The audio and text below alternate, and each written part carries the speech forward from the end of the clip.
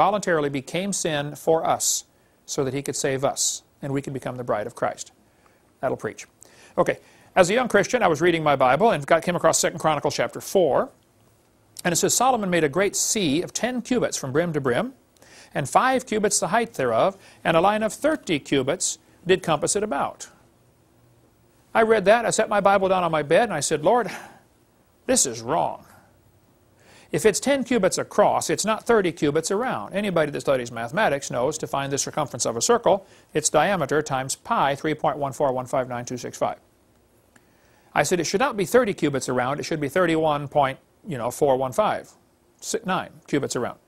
Why did he say 30 cubits around? I thought there was an error in the Bible and I was going to quit Christianity. And I read the passage and read it and read it and read it and said, wait a minute, wait, I'm missing something here. Verse 5 says it was a handbreadth thick. That's a lot of brass, that thick. And the brim of it was like the work of the brim of a cup. There are 2 theories of how to solve this supposed contradiction.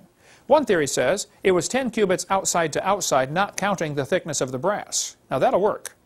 If you take 10 cubits, elbow to fingertip, subtract 2 handbreadths, and calculate backwards, you get a value of pi for the inner circumference of 3.14159. It'll work fine. You can give it a try.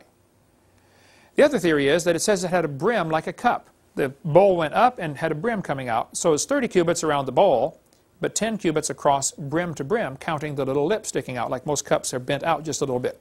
Either theory would probably solve the problem. No, there are no contradictions. So 1 Kings says, Solomon made this molten sea that held 2,000 baths. A bath is about 8 gallons. Yet 2 Chronicles says it held 3,000 baths. Well, was it 2,000 baths or 3,000 baths? By the way, 3,000 baths, 24,000 gallons, is a small to mid-sized swimming pool. Okay, it's the kind you put in your backyard. That's a 24,000 gallon pool. That's a lot of water, or oil, or whatever they're going to put in this thing. Well, 2 Chronicles says it held 3,000 baths. 1 Kings says it contained 2,000 baths. Is that a contradiction? No, it's not full. It's 2/3 full, okay? It could hold 3,000, but it's only got 2,000 in it. How many horses did Solomon have? This is a contradiction the atheists always bring up. 1 Kings says Solomon had 40,000 stalls of horses for his chariots and 12,000 horsemen. 2 Chronicles says Solomon had 4,000 stalls for horses and chariots and 12,000 horsemen. Well, which is it, 40,000 or 4,000? Now, we sell on our website the Defender's Bible by Henry Morris. I love Henry Morris and the Defender's Bible. He's a good personal friend of mine, and his son John Morris, good friend of mine. Love what they're doing. In the Defender's Bible, he's got a footnote right here that says this is a copyist error. He says this number is given as 4,000 in 2 Chronicles. This is best explained as a copyist error. Well, I read that, and I wrote a letter to Henry Morris and said, Brother, I love you, I sell your Bible, but I'm going to have to put a disclaimer in the front page. You have a mistake. Actually, quite a few mistakes in your footnotes. And so I have a 1-page disclaimer that goes with our Defender's Bible that we sell. They've got a stack up in shipping if you want to read it. That says, we love Henry Morris. He's got many good notes in here, but like anything, you got to eat the meat and spit out the bones. He's wrong about this one. There is not a copyist error. Both of those verses are absolutely fine. Read them carefully. Solomon had 40,000 stalls of horses for his chariots. Does that tell me how many chariots he had? No. That tells me how many horses he had for the chariots, right? 2 Chronicles. And Solomon had 4,000 stalls for horses and chariots. Oh, now that's different. Apparently he had stalls to keep the horses and chariots, and he had other stalls just for the horses for the chariots.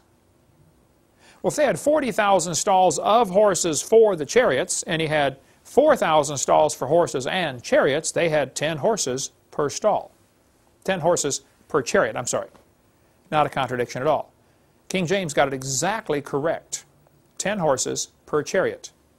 They would never put 1 horse per chariot. I mean, 1 arrow takes out the whole tank.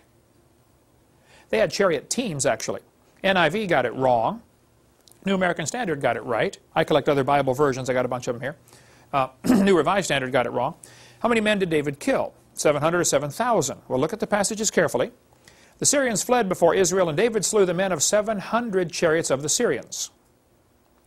1 Chronicles. David slew of the Syrians 7,000 men which fought in chariots. Well, which is it? 700 or 7,000? Read it carefully. Again, Henry Morris has a footnote here that says this is a copyist error. No, I'm sorry, Henry, it is not a copyist error. Both verses are fine. Look at them carefully. If he slew the men of 700 chariots, and he slew 7,000 men which fought in chariots, what does that mean? 10 men per chariot. They had 10 men and 10 horses. They had chariot teams. You go out, you fight for a while, you come back, you swap out. See, the chariot does not get tired. The men and horses get tired. And the chariot is your tank. You don't want to lose that thing. So somebody gets wounded, hurt, bring them back, swap out. They had chariot teams. NIV got it wrong. He killed 700 of their charioteers and 7,000 of their charioteers. There's a clear contradiction. Most of the New Bible versions that I'm aware of have some real serious contradictions built in. I'm not aware of any in the King James.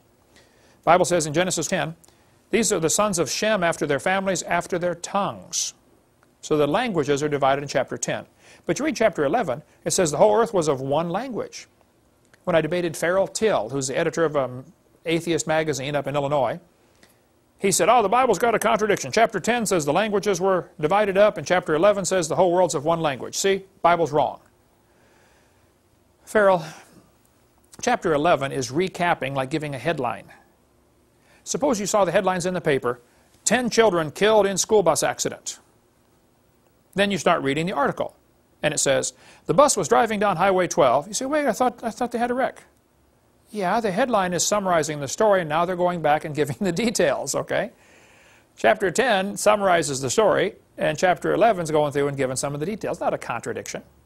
Here's another supposed contradiction. How many died in the plague? Numbers 25 says, those that died in the plague were 20 and 4,000. When you read the story in 1 Corinthians, it says there fell in one day 3 and 20,000. Well, which is it? 24,000 died in the plague, according to Numbers, or is it 23,000 died in the plague? Well, again, read it carefully. No contradiction.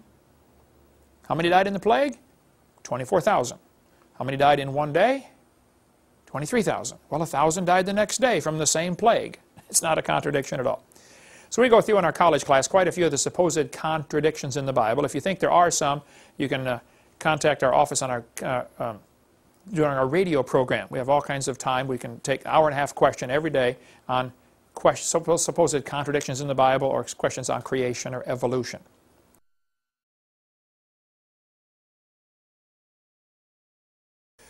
Another contradiction people often ask about is, isn't the word Easter in the King James Bible an error?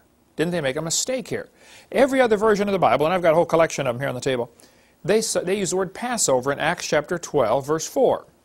Look up Acts 12:4, and they say, after Passover. King James says after Easter. Well, let's read the passage and see what the truth is, okay? Now, about that time, Herod the king stretched forth his hands to vex certain of the church, and he killed James, the brother of John, with a sword. And because he saw it pleased the Jews, he proceeded further to take Peter also. Then were the days of unleavened bread. And when he apprehended him, he put him in prison, delivered him to 4 quaternions of soldiers, intending after Easter to bring him forth to the people. Is Easter a mistake? All the other versions say Passover right there. Well, let's go back and study the original Passover. In Exodus chapter 12, the Lord said to Moses, Aaron, he said, this month, talking about April, shall be the beginning of months. It shall be the first month of the year to you. Speak unto all the congregation of Israel, in the 10th day of this month take a lamb.